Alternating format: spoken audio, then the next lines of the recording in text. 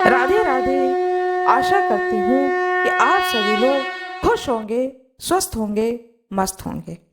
फाल्गुन मास शुक्ल पक्ष में पड़ने वाली एकादशी को आमल एकादशी के नाम से जाना जाता है। आइए सुनते हैं एकादशी पर भगवान श्री हरि विष्णु की आमलकी एकादशी कथा। भगवान विष्णु की जय हो। प्राचीन काल की बात है, भारत देश में चित्रसेन नामक एक राजा राज्य करते थे, जिनके राज्य में एकादशी व्रत का बहुत महत्व था।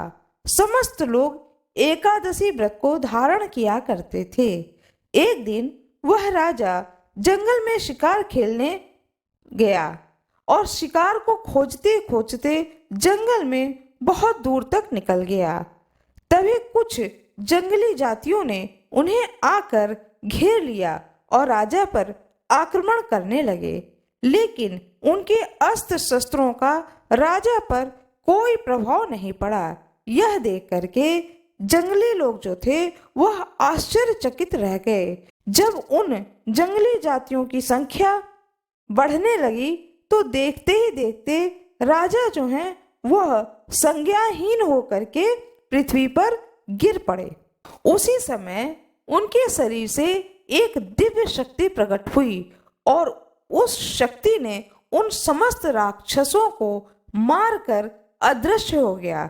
इसके बाद राजा की मूर्छा समाप्त होती है और वह राजा उठकर खड़े हो जाते हैं। फिर वह राजा देखते हैं कि आसपास चारों दिशाओं में जितने जंगली लोग थे उनके शव पड़े हुए हैं। यह देख करके राजा को बड़ा ही आश्चर्य होता है। राजा सोचता है कि मैंने तो किसी को भी नहीं मारा, बल्कि मैं तो अभी अभी उठकर खड़ा हुआ हूँ, तो यह सब कैसे हुआ? यह सब राजा सोच ही रहा था कि तभी आकाशवाणी होती है, हे राजन, तुमने और तुम्हारे सारे नगरवासियों ने एकादशी व्रत को धारण किया है, जिसके व्रत के प्रभाव से दिव्य शक्तियों ने तुम्हारी मदद करी और तुम्हारे जान की रक्षा हुई। यह सुनकर के राजा को बहुत ही आश्चर्य होता है। साथ में वह राजा उस आकाशवाणी को प्रणाम करता है और कहता है कि हे देव, मैं अपने राज्य को लौटूंगा और अपने सारे प्रजाजनों को एकादशी के व्रत के प्रभाव के बारे में बताऊंगा।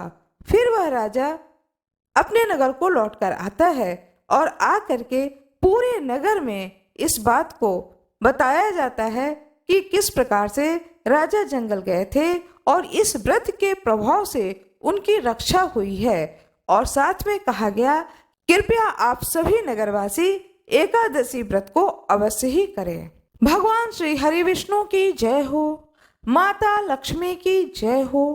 कहा जाता है कि आमलकी एकादशी के दिन माता लक्ष्मी की पूजा अवश्य ही करनी चाहिए। इससे घर में आर्थिक तंगी नहीं रहती है। आशा करती हूँ कि आप लोगों को यह जानकारी अच्छी लगी होगी। आप लोगों को जानकारी अच्छी लगी हो तो कृपया कमेंट बॉक्स में जय श्री हरि विष्णु, जय माता लक्ष्मी अवश्य ही लिखिएगा। ज़्यादा से ज़्यादा वीडियो को शेयर करिएगा, वीडियो को लाइक कर दीजिएगा, चैनल को सब्सक्राइब कर दीजिएगा, बेल आइकन दबाना ना भूलिएगा।